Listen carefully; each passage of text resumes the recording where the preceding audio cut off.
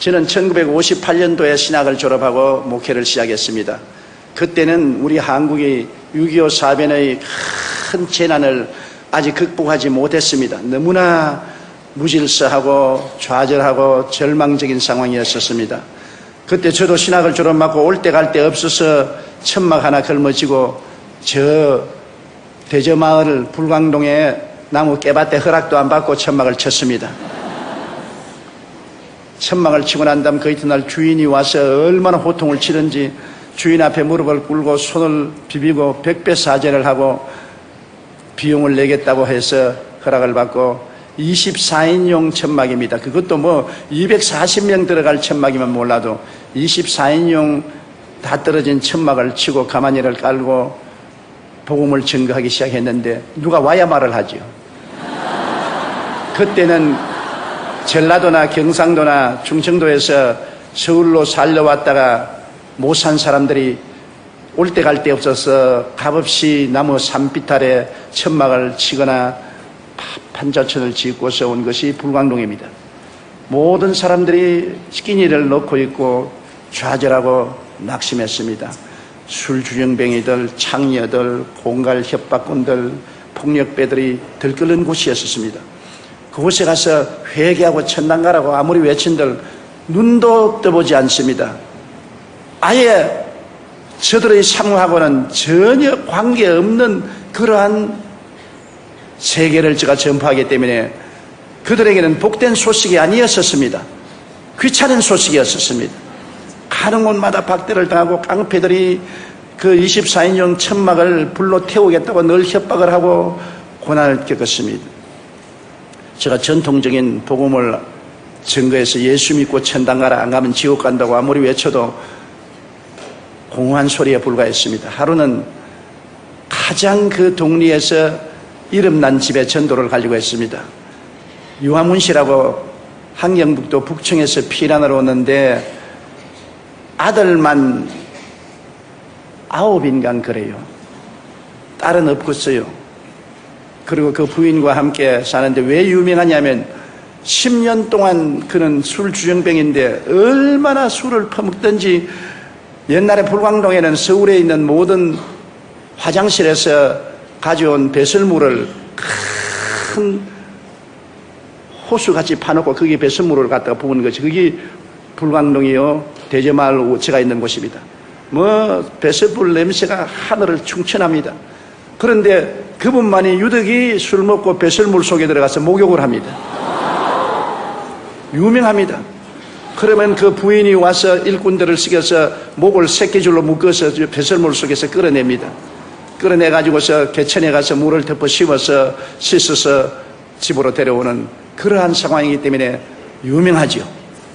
그리고 그 아들들은 전부 신발을 닦거나 나무 물건 훔치는 삶을 사는 대표적인 가난하고 굶주리고 소외되고 버림받은 가정입니다. 그런데 기도를 하고 그 집에 전도를 가겠다고 각오를 하고 찾아갔어요. 바로 찾아가서 문을 두드리는데 토담집인데 흙집입니다. 흙으로 지은 집에 조그마한 집이니까 요 사이는 그런 집 없어요. 기념관에 가봐도 못 찾아요. 그런 아주 가난한 집인데 다 무너져가는 집에 문을 두드리니까 그 부인이 문을 탁 여는데 얼마나 여겼던지 피골이 상접했어요. 누구요? 그래서 나는 저 이웃 마을에 교회를 개척하는 전도사인데 예수 믿고 천당 갑시다. 그러니까 나를 탁 누려보더니만 눈이 이글이글하게 분노가 꽉 들어찼어요. 나 천당 애인가? 그래요. 왜 천당을 안 갑니까? 예수쟁이 모두 거짓말쟁이. 천당 애인가? 그래 내가 천당에 안 가려면 지옥에 가야 되는데 지옥에 가면 어떻게 합니까? 지옥불이 얼마나 뜨거운데요. 그러니까 지옥 좋아하네. 지금 내가 이미 지옥에 살고 있는데 무슨 지옥이야? 생각해봐. 우리 남편 10년 동안 알코올 중독으로 한 푼 돈 안 벌어오고 애들 9이 전부 길거리에 가서 나무 신발 닦고 나무 포켓도 훔치고 그렇게 해서 먹고 사는 내가 무슨 지옥이 겁니다. 우리 집에 와봐. 방 한 5평 될까 말까 하는 방에 이부 자리 하나밖에 없어요. 내가 그 이름을 지어줬습니다. 백두산 한라산 이불이라고. 왜 솜이 뭉쳐가지고 하나는 백두산이고 하나는 한라산. 그걸 아버지, 엄마, 애들이 다 함께 듣고 자고 완전히 거짓입니다. 그러니 그 부인 말이 맞아요. 지금이 지옥인데 이보다 더 뜨거운 지옥이 어디 있냐는 겁니다. 그러니 지옥 가지고서 그런 협박 공갈하지 말라. 이미 내가 지옥에 살고 있다. 그래 천당에 가야지. 그런 거짓말을 왜 하느냐. 천당에 죽고 올라가서 그렇게 좋은 것 같으면, 그렇게 좋은 천당을 죽고 난 이후에 줄 하나님이면 지금 살아있을 때 우리에게 조금 천당 왜 안 주느냐. 정말 하나님이 살아계시고 죽고 난 후에 그런 좋은 천당을 준다면 살아있을 때 우리에게 천당 좀 안 주냐. 우리 천당 어렵지 않다. 담요 몇 장에다가 끼니를 쌀만 주면 그게 우리는 천당이다. 그 천당도 못 주는 주제에 무슨 하늘에 올라가서 기와 요초 만발한 곳에 산다는 것은 무슨 말이냐. 아예 나가라고. 억센 환경도 말로 나를 그냥 질타를 합니다. 내가 복음 전도라 갔다가 가만히 그 부인의 말을 들으니까 일일이 그 부인 말이 옳아요. 왜냐하면 지옥이 겁날 것 없는 건 지금이 지옥이야. 사는 게 그게 도저히 상상할 수 없어. 그리고 천당, 그 부인 말 따나 정말 천당이 그렇게 아름다우면 왜 하나님이 그 천당에 몇 부분인 조그마한 천당, 그것도 과한 것 요구하는 천당도 아닙니다. 이부자리 담요 몇 장에다가 이복에다가 먹을 쌀만 좀 주면 그게 천당이겠다 했는데 그것도 못 주는 하나님이 앞으로 어떻게 기와 요초 만발한 아름다운 천당을 주겠냐는 것입니다. 나는 전도하러 갔다가 완전히 전도를 당해가지고서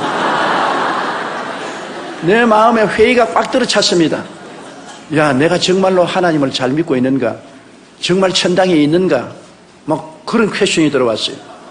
그래서 복음을 전하러 갈 때는 성경을 끼고 어깨를 펴고갔는데 들어올 때는 어깨를 쭉 늘어뜨리고 천막교회에 들어와서 가만히 꿇어 앉아가 하나님, 내가 뭘 전도해야 됩니까? 신학교에서 공부한 공부는 이 사람들과는 관계가 없습니다. 너무나 헐벗고 굶주리고 절망이고 병들은 사람에게 회개하라 천국이 가까웠다 해봤자 소용이 없는데 이래가지고서 내가 무슨 목회를 하겠습니까? 그리고 나도 이제 그 여자 말을 들어보니까 나도 천당이 희미합니다. 정말이지 하나님이 살아계시면 이 땅에 살 동안에 천국을 좀 주셔야 안 되겠습니까?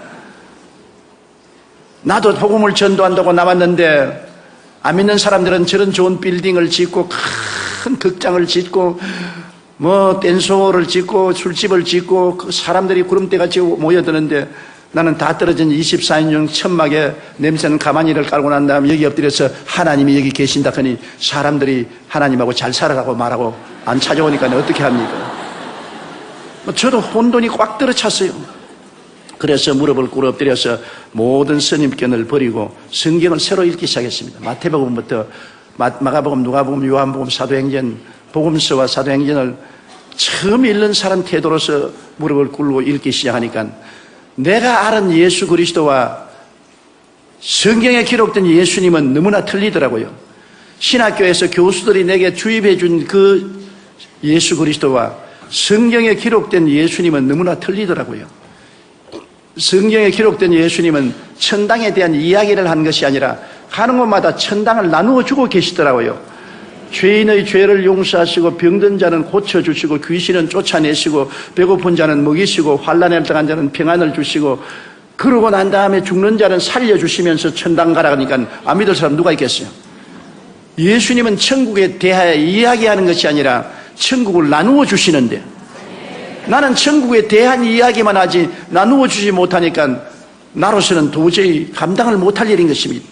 내가 주님께 엎드려 눈물을 흘리며 기도했습니다. 주님하고 나하고는 다른, 주님은 사람들에게 와서 그들이 필요한 것을 직접 채워주셨습니다.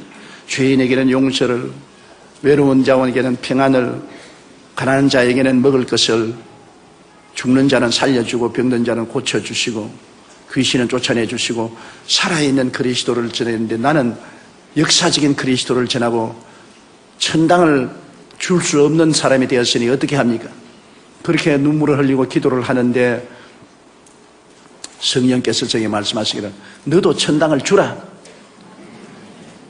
주님, 내가 누구기에 천당을 줍니까? 주님, 도저히 나는 못합니다. 그러니까 네가 잘못되었다. 예수 그리스도는 어제나 오늘이나 영원토록 동일하시고 그가 오늘날 살아계셔 너와 함께 있다면 내가 한 일을 네가 해야 될 것 아니야. 너도 살아있는 하나님을 전가하고 천당을 주라. 소위 말하는 살아있는 성령 운동을 하라. 문자적인 신앙을 가지지 말고 살아있는 성령 운동을 하라. 그래 기도를 많이 하고 또 얼마 후에 그 이초희 씨 집을 찾아갔습니다. 요번에는 좀 마음이 훈훈해서 제가 찾아가서 문을 두드리니까 문을 탁 열면 또 왔네. 좋은 소식을 가지고 왔습니다. 무슨 좋은 소식? 당신의 남편이 알코올 중독에서 해방될 수 있는 소식, 당신의 자식들이 학교에 가서 공부를 하고 훌륭한 자녀들이 될 수 있는 소식, 당신의 그 위장병과 심장병이 낫고 사람답게 살 수 있는 조그마한 집이라도 마련해 줄 그분을 내가 소개하기 위해서 왔습니다. 그런 분이 어디 있어? 그런 분이 계셔요. 그분을 만나면 팔자가 달라집니다. 이상하네. 전에는 그렇게 말 안 하던데. 전에는 그렇게 말 안 했지만 지금은 이렇게 말합니다. 그분을 만나보세요. 내가 소개를 해줄 테니까 만나면 팔자가 달라집니다. 그러니까 두말하지 않고 샌들을 신고 방에서 나와서 나를 따르더라고요. 내 속으로 야 이것이구나. 전에는 반항감을 가지고 적개심이 으르으르하더니만 팔자를 고쳐준다는 사람을 소개해 준다니까 따라 나오는구나. 이런다면 온 동리 사람에게 똑같은 말을 하면 다 따라 나올 것 아닌가. 와 마음에 아주 기분이 좋습더라고요. 그래서 논두렁길을 지나서 산비탈로 깨밭까지 왔습니다. 그러니 천막을 내가 세웠으니까 얼마나 엉터리로 세웠습니까? 나는 그런 목공의 기술이 없어요. 나무를 세워가지고서 천막을 세우니까 천막이 이렇게 있어요. 그래 그 앞에 와서 그분이 어디 있어요? 그래서 그분이 이 안에 계십니다.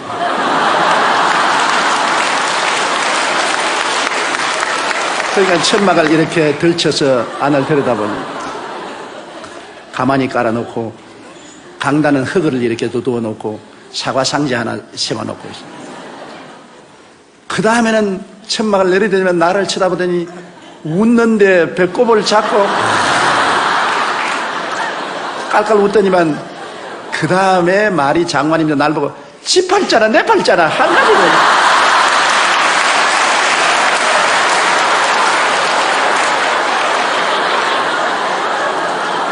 내가 충격을 받았습니다. 아이고 그러면 이제는 교회 안 나오면 어떻게 하냐 싶어서 그래서 맞았어요. 아주머니 팔자나 내 팔자나 한 가지입니다. 그러므로 아주머니와 내가 팔자를 고쳐볼 자를 만나야 됩니다. 함께 만나자고요. 그러니까 팔자를 고치는 자는 희망이 있으니까 안 떠나더라고요. 이야 사람들은 희망이 없으면 못 사는구나. 희망의 메시지가 중요하구나. 그래 와서 천막교회에 처음으로 제가 한 사람을 전도했습니다. 새벽에 나와서 같이 기도를 하는데 그 남편 이제는 술주정뱅에서 해방되기 위해서 기도를 합니다. 교인들 다 합쳐봤자 한 10명 안 되는데 모여서 기도를 하는데 이 남편이 술이 쫙 취해가지고서 우리가 기도하는데 와가지고서 너희들이 나 술 안 먹게 하려고 기도한다고. 그날부터 술 맛이 얼마나 좋은지 말도 못해. 아주 여러분의 기도가 내 술안주야. 막 온 천막이 막 술 냄새가 확 납니다. 그러면서 술을 취했으면서도 그런 소리를 하면서 앉아있어요. 천막교회. 그러니 내가 낙심이 얼마나 됩니까? 나는 그 사람이 싹 해방될 줄 알았는데 술맛이 더 있다 크는 바람에 기도를 하면 술맛이 더 있으면 어떻게 하느냐. 그래도 불구하고 그 술이 만취가 되어서 그때부터는 교회에 나와요. 교회에 와서 온갖 잔소리를 다 하고 나에게 온갖 손가락질을 다 하고 그러다가 석 달을 기도했는데 그 부인이 하루아침에 그 애를 보내서 쪽지를 내가 바라보니까 우리 남편이 어제 밤새도록 도끼를 들고 다 죽인다고 야단 법석을 하고 하더니만 오늘 혼수 상태에 빠졌으니 빨리 와주십시오. 나는 술주정뱅이에서 해방된다고 했는데 혼수 상태가 되어 죽으면 어떻게 하냐.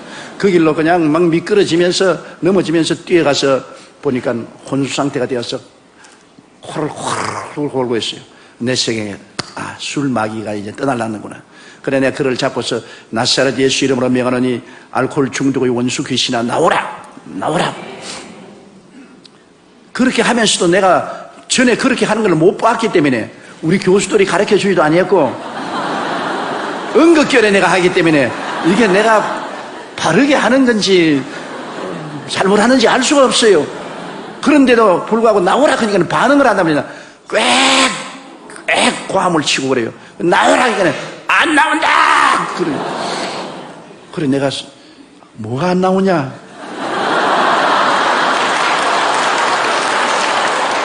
알 수가 없어요. 이 사람이 나온다 그런지 안 나온다 그런지 진짜 귀신이 있어 안 나온다 그런지 알 수가 없더라고요. 그러다 막 대놓고 나오라고 하니까 나중에 내둥부러지더니만 그때 이후로 술을 끊어버리고 완전히 변화가 돼요.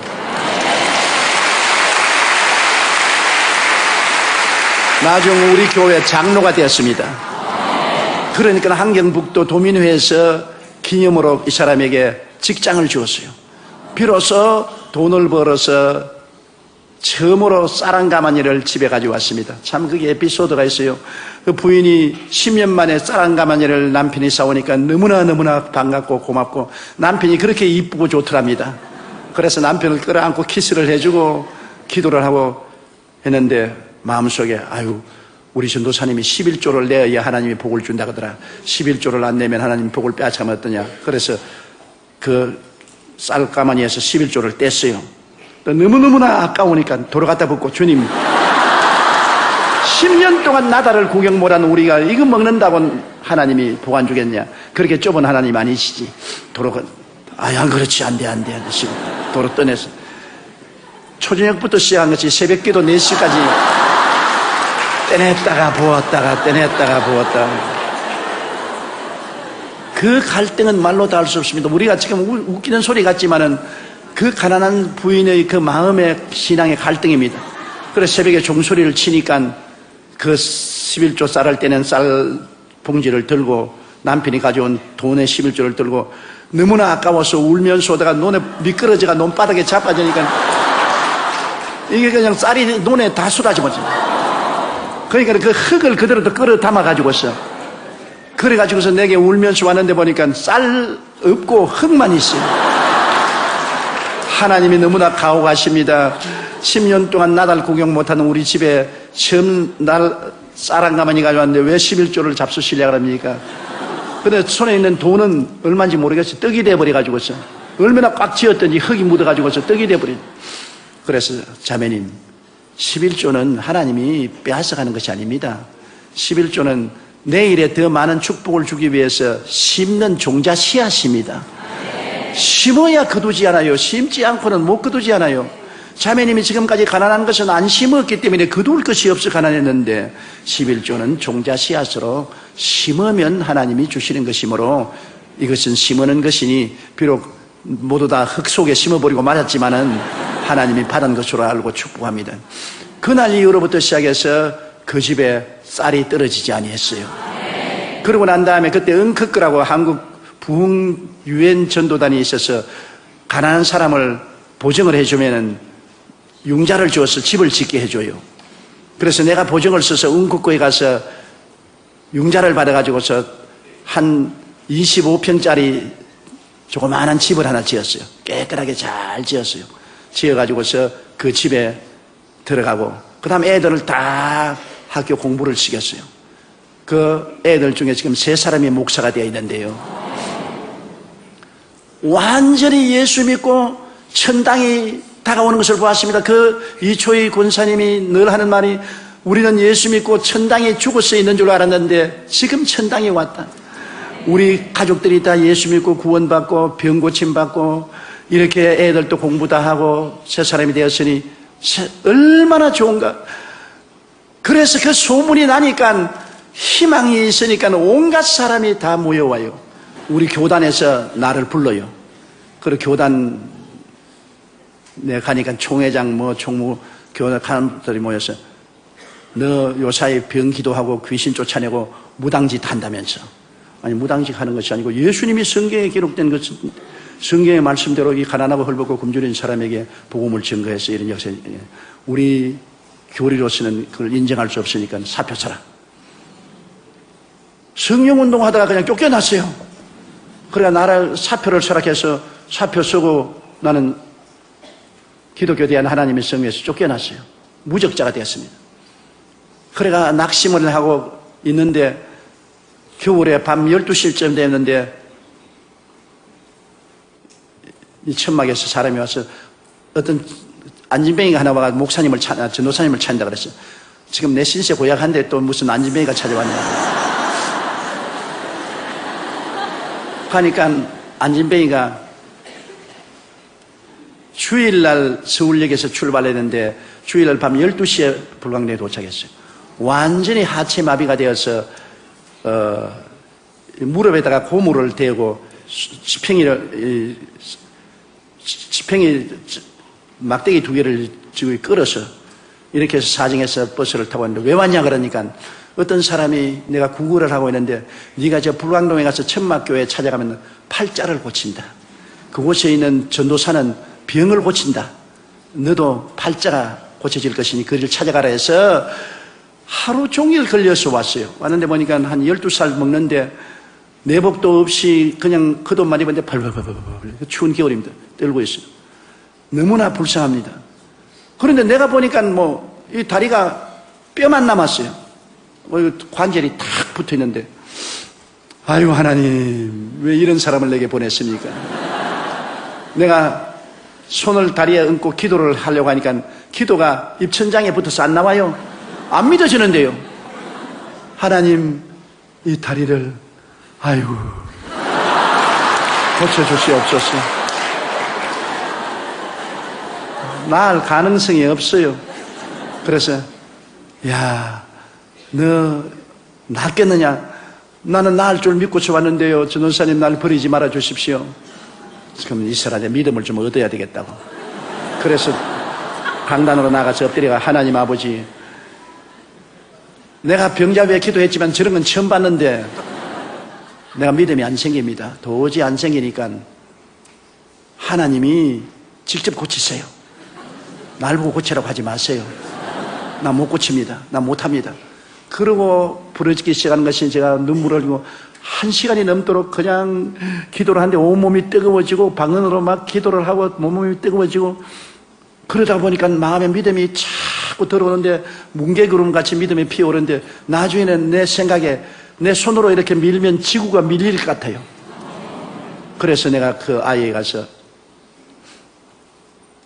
지금 이정부 박종선 목사님이 그때 청년회 회원으로서 철야 기도를 하고 있는데 그 사람하고 또 조병호 목사라고 그도 목사인데 그분도 청년인데 그 애를 어깨를 잡아냈습니다. 잡고 난 다음 제가 무릎을 안수하고 이렇게 기도를 하는데 내 마음속에 뭘 기도할 거냐 그걸 딱 펴버리라 그래요. 내가 무식하고 모르니까 범잡는다고 막 이 무릎을 무너진다고 내 온 힘을 가지고 올라서 누르니까 뼈가 딱딱 크니까 얘가 와 이거 엄마 사람 잡네 그러더라고요. 그래도 그 소리를 귀에 들으면서도 너무 내가 믿음이 생기니까 이 무릎을 떼가지고 와서 갖다 붙이면 붙일 것 같아요. 그래 눌러버리니까 무릎이 탁 떨어져 덜렁덜렁 하더라고요. 그런 거를 내가 탁 들어 올리니까 다리가 덜렁덜렁 하더라고요. 하는 거를 나사렛 예수 이름으로 명하노니 걸어라 확 밀어버리고 돌아섰다고요.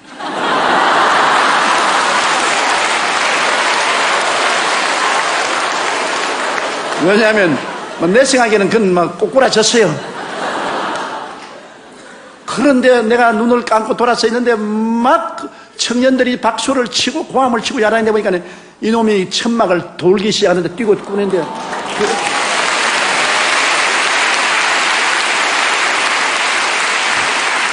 미문가의 안진뱅이가 베드로와 요한의 은혜로 일어선 것과 같이 교회가 그 다음 일어나가지고서 온 동리를 다 다니면서 말하는 거예요. 나 안진병인데 일어났다고. 그러니까 순식간에 우리 천막이 안진병이, 전륜발이, 중풍병자, 폐병 환자 수용소가 되었었어요. 교회가 아니라 모두 병든 자, 가난한 자, 굶주린 자 이런 사람이 모였는데 회개하고 통성기도하고 성령이 와서 방언을 하지요. 그 다음 병정자가 낫지요. 하나님 기적이 일어나지요. 그러면서 나의 신학이 형성되기 시작했습니다. 사람의 신학이라는 것이 그 삶의 환경이 신학을 만들어내는 것입니다. 똑같은 예수님도 부자가 보는 예수님과 가난한 사람이 보는 예수님이 다르게 보는 것처럼 내가 그때 비로소 인간은 재난을 당한 존재구나. 아담과 하와가 처음 지음을 받았을 때는 하나님이 정말 영혼이 잘됨같이 범사에 잘되며 강건하게 했는데 타락할 때 3대 재앙을 만났구나. 영적으로 죽었지요. 그 다음 범사의 저주를 받아서 땀을 흘려 먹고 사는 가난이 왔지요. 그 다음 너는 흑인이 흑으로 돌아가라. 흑으로 돌아가자니까 병들어서 죽지 않아요. 아담과 하와가 타락한 것은 3대 재앙이다. 그런데 예수님이 오셔서 십자가에 못 박인 것은 3중 축복을 가져왔다. 그 십자가에 못 박여 피를 흘리심으로 일생에 우리 죄를 다 청산하신다. 죄의 값을 고통을 통해서 다 갚았다. 그가 저주를 받음으로 율법의 저주에서 해방시켰다. 갈라디아서 3장 13절에 그리스도께서 우리를 위하여 저주를 받으사 율법의 저주에서 우리를 속량하였으니 기록된 바 나무에 달린 자마다 저주 아래 있는 자라 하였음이라. 이는 아브라함의 복이 이방인에게 미치게 하리 함이라. 예수님께서 아담에게 내린 그 모든 저주를 십자가에 매달려서 다 청산하셨다. 그 다음에 제가 채찍에 맞음으로 너희가 나음을 입었다. 그리스도께서 우리 연약한 것을 친히 담당하시고 병을 짊어지고 가셨고 그가 채찍에 맞음으로 너희가 나음을 입었다. 병 고침을 받았다. 그래서 제가 그때 내 기초적인 신학이 형성된 것은 인간은 타락함으로 3대 재앙에 봉착했는데 십자가를 통하여 3중 축복을 받아 전인구원을 얻게 되었다. 사랑하는 자여 내 영혼이 잘됨같이 범사에 잘되며 강건하기를 간구하노라. 우리는 여태까지 영혼 구원만 말했는데 영혼 구원만이 아니다. 시편 103편 오늘 읽은 말씀대로 내 영혼아 야훼를 송축하라. 내 속에 있는 것들아 다 그 성으로 송축하라. 내 영혼아 야훼를 송축하며 그 모든 은택을 잊지 말지어다. 사람들이 다 잊어버리고 있어요. 제가 내 모든 죄악을 사하시며 내 모든 병을 고치시며 내 생명을 파멸해서 구속하시고 인자와 긍휼로 관을 씌우시며 좋은 것으로 내 소원을 만족해 하사 내 청춘으로 독수리같이 새롭게 하시는도다. 하나님께서 잊지 말라고 하는 은택인 것입니다. 그래서 제가 그 단순한 신학이 정립되므로 놀라운 용기와 힘을 가지고 그 사람들에게 복음을 전하기 시작한 것입니다. 우리는 아담 안에서 3대 재앙을 만났으나 예수 그리스도 안에서 3중 축복을 받았다. 여러분 와서 회개하고 성령 받고 방언 말하고 하나님 은혜로 충만하면은 그 다음에는 하나님이 범사에도 축복을 주어서 저주를 제함으로 손으로 하는 일에 복을 주시고 병 낫는다. 단순하지요. 그러나 그 복음을 통해서 1958년도에 개척을 했는데 1961년도에 500명의 교인이 되었습니다. 그 500명의 교인들이 다 나가서 직장을 구하고 직장을 얻고 장사를 하고 술 마시지 않고 방탕하지 않냐고 잘 살게 되어서 그 사람들이 모여서 땅을 사고 교회를 지을 수 있게 만드는 것입니다. 나는 한 동리가 예수 그리스도의 3중 축복의 복음을 듣고 변화되는 것을 보았었습니다. 그 조그마한 동리가 완전히 변화되었어요. 예수님이 점령을 해버려야지. 1964년도 하루 저녁에는 설교하다가 설교 중간에서 쓰러졌죠. 막 심장이 그대로 막 뛰다가 그냥 딱 멈춰버린 거예요. 그래서 내가 강단에 쓰러졌습니다. 쓰러지니까 교인들이 절단 강단이 났죠. 교회 한 3,000명이 꽉 들어차 있는데 그 앞에서 설교하다가 말고 쓰러져 큰 대자로 들어 누웠으니까 이게 왜 말입니까? 보통 목사 같으면 괜찮은데 한참 성령 운동하고 그냥 방언하고 병가인 기도하고 귀신 쫓아내고 하는 사람이 그 모양이 되었으니까 내가 쓰러지면서 말하기를 하나님 사무실에서 쓰러지게 하시지 왜 강단 앞에서 쓰러지게 하십니까? 그게 내가 마지막 기억입니다. 점잖하게 좀 쓰러지게 만들어주지 아니하시고 이렇게 하십니까? 그래서 적십자 병원으로 싣고 갔어요. 그래서 적십자 병원에서 나를 조사를 하더니만 어디에 손댈 것이 없다는 겁니다. 영양실조에다가 심장이 아주 나쁘고 그 다음에는 치질에다가 아주 폐병도 낫지 않는다가 신경쇠약에다가 어디에 손댈 것이 없어. 당신이 이렇게 하면 얼마 안 와서 죽는다. 목회 그만두라. 그래서 집에 들어가서 들어누웠는데 엘리베이터를 타고 끝없이 밑으로 떨어지는 그런 감정입니다. 도저히 견딜 수가 없는 고통입니다. 그래 내가 주님께 주님 있어요. 나는 이제 목회를 할 수가 없습니다.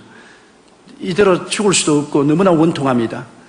주님이 왜 다른 사람을 다 고치면서 나는 안 고쳐줍니까? 울어도 대답 없는 이름이요. 부르다가 내가 죽을 이름이요. 다른 사람 위해서 기도하면 성령께서 암이 나았다, 절름발이가 나았다고 내게 말씀을 해주세요. 근데 내 병은 말하면 말씀을 안 해주시는 것이 침묵입니다. 아무리 부르짖어도 나는 병이 안 났습니다. 그러나 다른 병은 왜 그렇게 잘났는지 몰라요. 그러니까 하나님께서 제보고 말씀하기를 이제는 네가 목회를 하지 말고 교인들을 세워서 목회를 하라. 그래서 여러분 구역 조직은 제가 원조입니다. 주일날 여러분 내가 설교를 하는데 겨우 와가지고서 그때 7분 설교를 했어요. 서대문에 나왔는데 서대문에 2,000명 하는 교회에 10,000명이 넘게 나왔어요. 그런 가운데도 성령운동하니까 막 교인들은 막 구름대같이 모여오는데 나는 죽을 판이거든. 그래서 내가 성경에 바울이 말한 거 사망은 내 몸에서 역사하고 생명은 너희 안에서 역사한다. 나는 죽어가는데 생명의 역사는 성도들에게 더 일어나는 것입니다. 그래서 내가 보통 7분 설교를 했는데 3번 설교하고 들려서 사무실에 들어간 설교하다 쓰러지고 결혼 예식을 집행할 수가 없어요. 왜냐하면 신랑 신부 앞에서 잡아주려고 하기 때문에 막 될 수 있으면 짧게 말을 하기 때문에 5분 만에 결혼을 끝마치는 것입니다. 그리고 장례식을 하기가 얼마나 겁이 나냐면 무덤 앞에 구덩이에 내가 먼저 떨어지려고 하는데 관이 내려가기 전에 내가 자꾸 떨어지려고 하는데 그 괴로움은 말로 다 할 수 없습니다. 그 괴로움은 말로 다 할 수 없습니다. 그래서 제가 하나님께서 네가 목회를 하지 말고 너는 평신도들을 가르쳐서 목회를 시켜라. 그래서 구역을 조직하기 시작해서 교회를 구역으로 나누어서 5가정씩 이렇게 나누어 가지고서 구역을 만들고 그러면 5구역이 모이면 지역을 만들고 이렇게 해서 교회를 맺겠습니다. 그 다음에 구역장 교본이나 적고 저는 주일날 설교가 난 다음 주일날까지 들어누워 있어요. 일어날 수가 없습니다. 너무 심장이 나쁘니까. 그 다음 주일날 겨우 일어나가지고 와서 설교가 난 다음 또 가서 또 들어누워 있고 그 고통은 말로 다 할 수 없습니다. 그런데 하나님은 참 어떤 데 보면 무자비하더라고요. 1964년도에 내가 들어누워서 고통을 당하고 있는데 너는 온 천하에 다니며 만민에게 복음을 전가하라. 하나님 내 혼자 어떻게 떠납니까? 이 약한 몸으로. 그때는 또 해외 나가면 선교로 나간다 해도 200불밖에 안 바꿔주는데 돈 200불 가지고서 내가 어떻게 합니까? 그러나 주님께서 너는 선교로 출발하라. 선교로 출발하라. 우리 교회도 겨우 목회하는데 그래서 죽기 아니면 살게입니다. 죽기 아니면 살게. 내가 여러분 뭐라고 말해도 하용조 목사님의 마음을 뼈속까지 알아요. 여러분은 모릅니다. 그 종이 얼마나 눈물과 피와 땀과 죽음을 앞서 체험하면서 목회를 하고 있다는 건 여러분은 모릅니다. 과부가 과부 사정 안다고. 내가 그 길을 걸어왔기 때문에 나는 알아요. 그래서 내가 그분을 사랑하고 존경하고 그분은 순교적인 사명을 가지고 복음을 전한 줄 알아요. 1964년도부터 시작해가지고서 하나님이 선교로 나가라 하면서 제일 먼저 독일 베를린에서 초청장이 왔어요. 비행기를 타고 가다가 몇 분이나 비행기에서 까무라치는지 말로 다 할 수 없습니다. 자리에 앉아있다가 너무 숨이 답답하니까 그냥 통로에 들어누웠어요. 그냥 스튜디오에서 일어나세요, 아저씨 일어나세요. 요 사이 같으면 퍼스트 클래스라도 타겠는데 그때는 3등 좌석에 타서 누울 데가 없으니까 좌석에 앉아있으니까 죽겠으니까 그냥 통로에 들어누워요. 그래서 부흥에 가면 외국 사람들이 많이 있는데 내가 복음을 증거해야 되니까 약한 것을 보이면 안 되지 않습니까? 내 망신, 하나님 망신, 한국 망신을 하면 안 되기 때문에 그것이 갈보리 십자가에 매달리는 고통이었었습니다. 죽음과 삶의 경계를 가지고서 강단에서 설교를 합니다. 그리고 또 병자병 기도를 해요.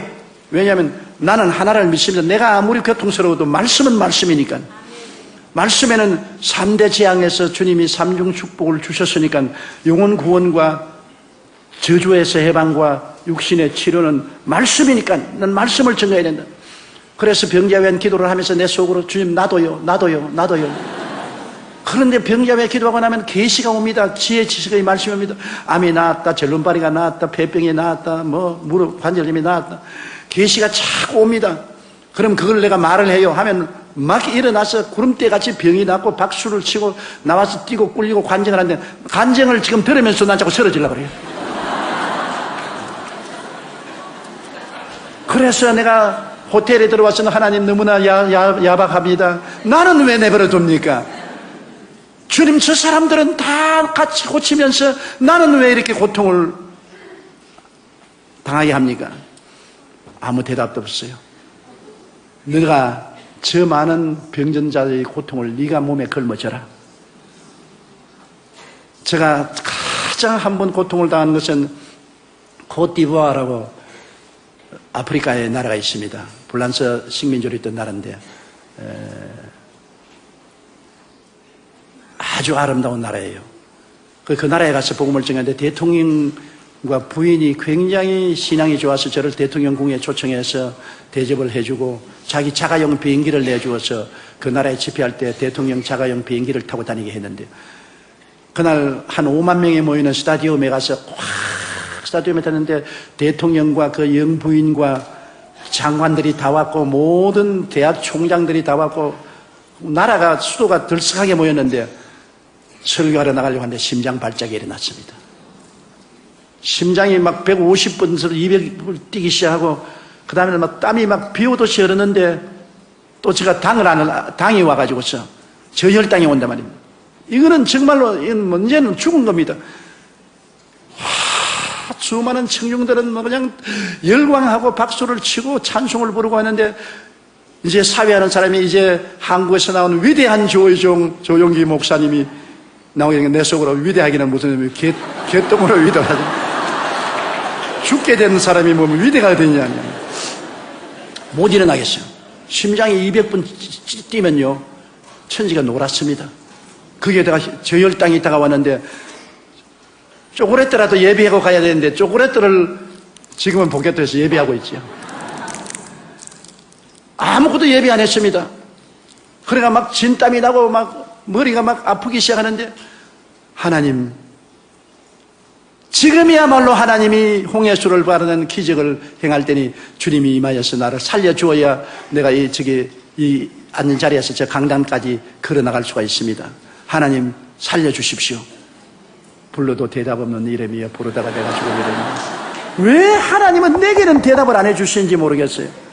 오직 주님께서 하신 말씀은 강하고 담대하게 나가라. 강하고 담대하게. 아버지 내가 죽게 되는데요 차라리 죽었으면 좀 탁 죽게 해주십시오. 죽으면 좋겠는데 어떻게 내 나갑니까? 나가도 쓰러질 것인데 대답 없어요. 나가라. 믿음이란 여러분 말이 쉬운 것이 믿음이지 정말 믿음이란 죽음과 삶의 경계에서 택할 때는 너무나 고통스럽습니다. 하나님 죽겠습니다. 그리고 일어났습니다. 일어나가지고서 믿음으로 눈 감고서 걸어나가는데 계속 걸어나가서 그 많은 청중 앞에서 내가 기운이 너무나 없으니까 여러분 대통령 각하 내외분 여러분 오늘 이 자리에 온 것을 환영합니다.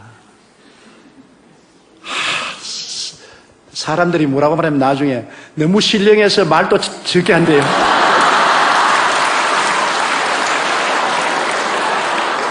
사람을 갖다가 이렇게도 해석하고 저렇게 해석하는데 나는 말을 못해가지고서 겨우 죽는 소리를 했는데도 신령해서 그렇게 적은 소리를 한다는 거예요. 아주 강단을 잡고 땀을 뻘뻘 흘리면서 기절 안 하려고 정신을 가로모아서 그것도 또 한국말로 말하면 그냥 하겠는데 영어로 해야 되니까 또 단어를 기억해야 되지 않습니까? 그러니 그 괴로운 가운데서 그걸 한 30분 동안 설교를 겨우 마치고 회개할 사람 여러분 중에 회개할 사람 나오시오. 그러니까 세상에 수천 명이 나옵니다. 수천 명이. 그러니 하나님이 하시는 일은 사람이 해석을 할 수 없어요. 그래 나와서 그 사람들 주교로 인도하고 난 다음 또 병자 위에 기도했는데 왔다 그냥 안진뱅이가 일어나고 크라찌를 내 던지고 나오고 그냥 뭐 눈 안 보이는 사람이 눈을 보고 그래서 내가 서서 하나님 나도요. 근데 나는 하나님이 지나쳐 보려고 안 해주시더라고요. 그래야 그곳에서 내가 내 일생의 가장 어려운 위기를 믿음의 능력으로 이겨낸 것입니다. 그래서 제가 49년이 언제 몇 년이면 인생 50주년에 저는 목회를 졸업하는데 49년에 매일매일을 기적으로 살고 절대로 다음 주일에 내가 선다는 보증이 없었습니다. 원주일로서 나는 마지막이고 이제는 죽을 것이다. 그렇게 내일을 기약하지 못한 것이 49년간 강단을 비우지 않고 설교를 하고 세계를 115바퀴를 돌고 80여 개국을 방문하면서 복음을 전가할 수 있으니 기적 아닙니까? 그죠? 이게 기적입니다. 이게 기적이에요.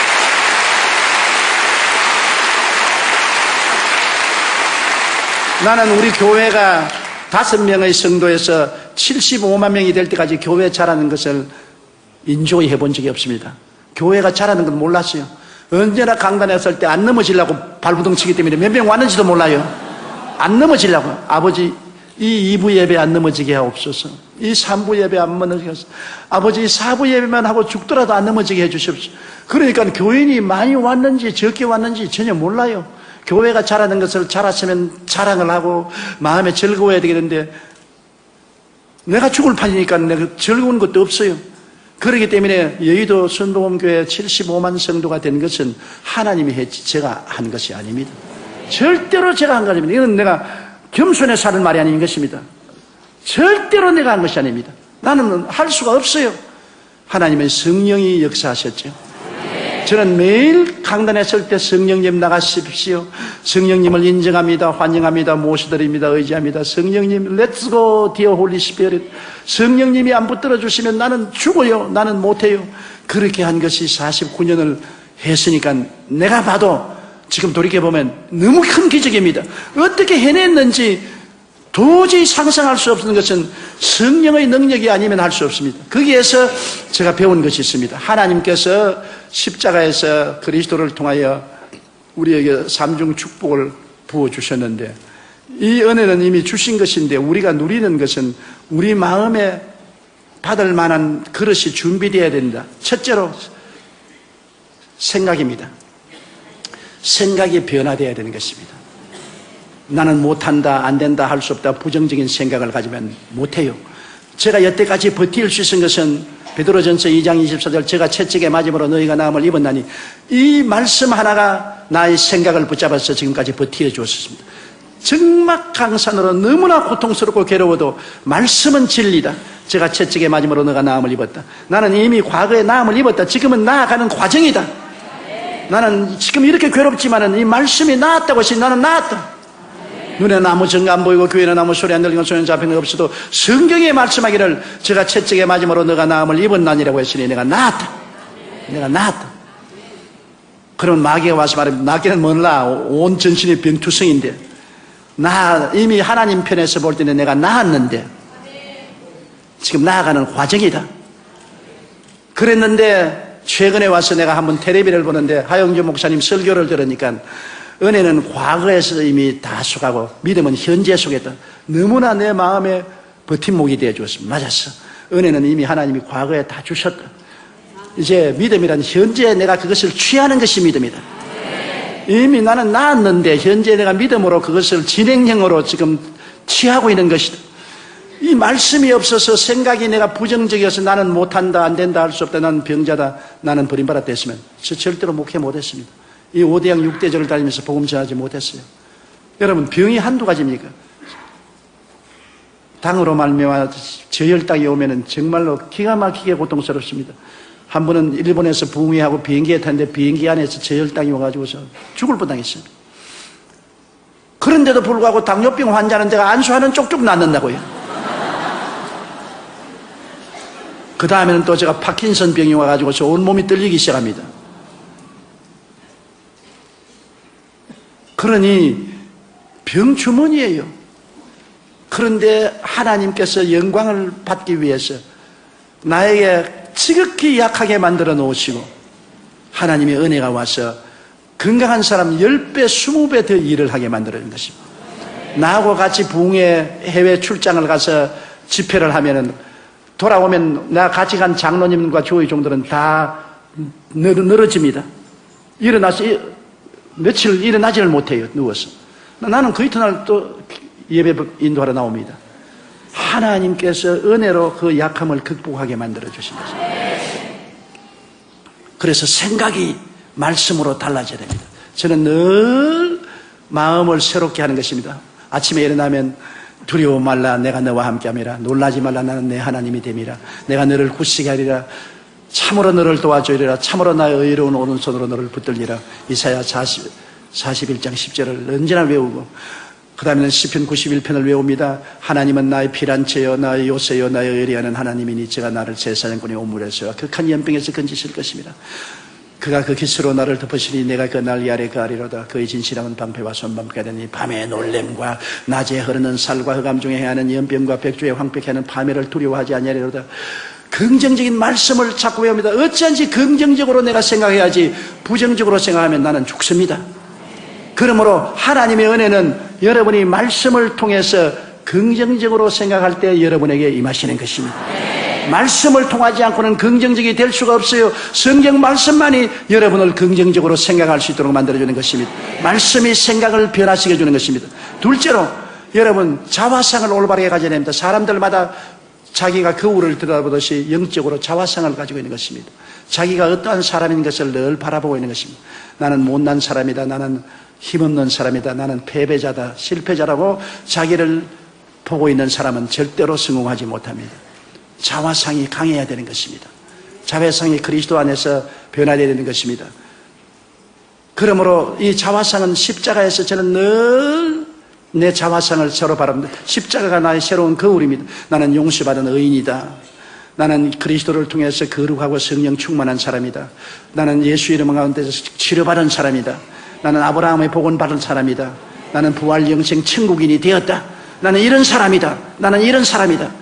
나는 절대로 낭패와 실망을 당하고 좌절과 절망한 사람이 아니다. 나는 용서받은 의인이다. 나는 성령 충만한 사람이다. 채찍에 맞음으로 나은 사람이다. 나는 축복받은 사람이다. 부활 영생 천국을 얻은 사람이다. 이런 사람이다. 이런 사람이다. 내 자화상을 언제나 아름답게 성경 말씀대로 바라보고 하나님 나는 이런 사람이니 이런 사람에 합당한 은혜를 주십시오. 자화상을 늘 강화시키는 것입니다. 여러분 언제나 하나님이 사용한 사람은 자화상이 뚜렷한 사람을 사용하는 것입니다. 그 다음에는 믿음인 것입니다. 믿음이라는 것은 제가 여러분께 말씀드렸지만은 믿을 만한 기분이 생겨서 믿는 것이 아닙니다. 뭐 불이 왔다 갔다 하고 마음이 뜨거워지고 몸이 진동하고 해서 믿음이 생긴다. 저는 믿음은 선택입니다. 극한 상황에서 절망을 택하지 않고 믿음을 택하는 것이 믿음인 것입니다. 믿음이란 여러분에게 주어진 오장육부 사지백체와 같습니다. 예수 믿을 때 믿음을 주셨어요. 믿음은 선택인 것입니다. 베드로가 물 위를 걸어갈 때 주님이 오락해서 걸어갈 때 그가 파도와 바람을 보고 빠졌습니다. 예수님을 바라보고 갈 때는 걸어갔는데 예수님에게서 눈을 돌려 바람과 파도를 볼 때는 물에 빠져들어갔습니다. 선택이지요.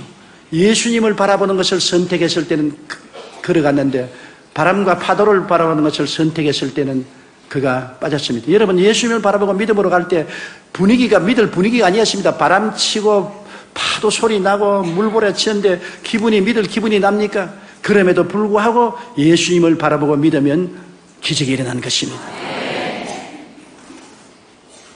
백부장 야이로는 예수님을 모시고 딸 고치러 가는데 점들이 와서 딸이 죽었다고 말했습니다. 온 전신이 떨리고 무릎이 벌벌 떨리고 주저앉고 있습니다. 믿을 기분이 안 납니다. 기분으로 믿으면 절대로 그 야이로가 믿을 기분이 안 납니다. 그럴 때 예수님이 두려워 말고 믿기만 하라. 믿음을 택하라는 것입니다. 두려움이 있지만 믿음을 택하라. 야이로가 믿음을 택하니까 그 딸이 살아난 것입니다. 저에게는 믿음이란 사치품이 아닙니다. 분위기가 좋고 로맨틱하고 아주 마음이 편안하고 믿을 만하다. 아닙니다. 억센 바람 불어오고 좌절과 절망이 파도처럼 쳐오고 죽었다고 생각하고 기분이 지금 안 생겨도 성경의 말씀했으니까 그대로 믿는 것입니다. 그래서 제가 늘 하는 말은 살든지 죽든지 흥하든지 망하든지 성하든지 쇠하든지 나는 주님 말씀대로 믿습니다. 믿다가 죽어도 좋아요. 어제 하영조 목사님 말씀하기를 죽을 만하면 칵 죽으라 그러더라고. 그래서 내가 어제 우리 집 사람이 가서 하하 목사 말하기를 죽을 만하면 칵 죽으라 그러더라고. 죽는 건지 여러분 겁날 것 없습니다. 죽으면 천당 갈 테니까 죽으면 겁내지 말고 죽으면 돼요. 믿음이라는 것은 아무 눈에 아무 증거도 없고 귀에 들리는 소리 없고 손에 잡히는 거 없고 감각이 없어도 믿음을 선택하는 것입니다. 나는 믿기로 작정을 했다. 그러면 기적이 일어나요. 나 보세요. 믿을 만한 기분이 전혀 안 생겨도 믿음으로 병자 위에 기도하면 병자들이 수없이 낫는다고요. 엄청난 기적들이 일어난다고요. 어떤 데는 내가 도저히 이럴 수가 있느냐고 할 정도의 기적이 일어난다고요. 그거는 믿음의 말씀대로 하기 때문에 그런 것입니다. 믿음은 선택입니다. 마지막으로 언어라는 것은 여러분 정말로 중요한 것입니다. 내 입의 말로 내가 묶였으면 내 입의 말로 내가 사로잡힌 바 되었다고. 내가 부정적으로 말하면 부정적인 세력이 나를 묶습니다. 내가 부산에 잘하는 이제 천국 가셨지만 김성근 장로님이라고 뇌신경학계의 세계적인 권위자입니다. 미국 존 소프스킨스 대학교 교수로 있었는데 그분이 하루 나에게 아침 식사를 하면서 이런 말을 해요. 조 목사님 내 목회에 도움되는 말을 좀 해주겠다고. 뭐니까 내가 내 수술을 해보면은 어느 중추신경에 손을 딱 대면 모든 몸의 신경이 다 반응을 한다. 어느 중추신경이 모든 다른 신경을 지도한다. 그러므로 사람들을 변화시키려거든 말을 변화시키면 모든 행동이 따라옵니다. 어느 중추신경이 다른 신경을 지배합니다. 그래 내가 끌끌끌 웃었어요. 아니 목사님 왜 웃습니까? 김 박사님이 내게 말씀하기 전에 난 옛날부터 알아요. 어떻게 합니까? 야고보서에 혀는 적은 것이나 온몸을 의거한다고 말했어요. 야고보서에 벌써 지금 2000년 전에 혀를 의거하면 온몸을 의거한다고 그랬어요. 어느 중추신경이 온몸을 지배한다고. 그와 같이 내가 못한다면 온몸이 다 못해요. 내가 할 수 없다면 온 신경 전체가 다 할 수 없다고 생각해요. 죽는다고 생각하면 온몸이 다 이제 죽으라고 명령이 내려왔으니 죽자 그럽니다. 언어가 여러분의 현재를 만들고 미래를 만드는 것입니다. 그러므로 언제나 긍정적인 말을 해야 돼요. 내가 땅에서 매면 하늘에서 매일 것이요 땅에서 풀면 하늘에서 풀립니다. 죽고 사는 권세가 혀에 있으니 혀를 사용하기 좋아하는 그 열매를 먹으리라고 말한 것입니다. 그렇기 때문에 우리가 항상 하나님 말씀으로 교육하고 말씀으로 말을 해야 되는 것입니다. 성경 말씀으로 새 말을 해야 되는 것입니다. New language, 새로운 말을 해야 되는 것입니다. 그러므로 여러분께서 언제나 성경 말씀에 기록한 대로 나는 용서받은 의인입니다. 나는 성령이 같이 계십니다. 제가 첫째에 맞음으로 내가 나음을 입었습니다. 나는 아브라함의 복을 받았습니다. 나는 부활 영생 천국을 얻은 사람입니다. 나는 영혼이 잘되고 범사에 잘되며 강건하고 생명을 얻되 풍성히 얻은 사람입니다. 나는 택하신 족속이요 왕같은 제사장이요 거룩한 나라요 거의 소유된 백성이 되었습니다. 긍정적인 적극적인 말을 하면 그 말이 여러분 전 존재를 다 부여잡고 여러분의 삶을 변화시키는 것입니다. 지킬 만한 것보다 내 마음을 지켜라. 생명의 근원이 이에서 난다고. 마음에 일어난 것이 환경에 일어나는 것입니다. 우연히 환경에 일어나는 것이 아닙니다. 마음에 일어난 것이 환경에 일어나는데 마음을 어떻게 다스립니까? 생각을 통해서, 꿈을 통해서, 믿음을 통해서, 입술의 고백을 통해서 내 마음을 다스립니다. 마음을 컨트롤하면 환경이 컨트롤되는 것입니다. 마음을 내버려 놓고 환경만 자꾸 다스리려면 안 되는 것입니다. 생명의 근원은 마음에서 나오고 사망의 근원도 마음에서 나오는 것입니다. 그러므로 우리가 예수 그리스도의 십자가 대속의 은혜를 깊이 마음속에 받아들이고 그를 생각하고 그것을 우리가 꿈꾸고 그것을 믿고 그것을 말하고 나가면 십자가의 열매가 우리 생활 속에 맺어지게 되는 것입니다.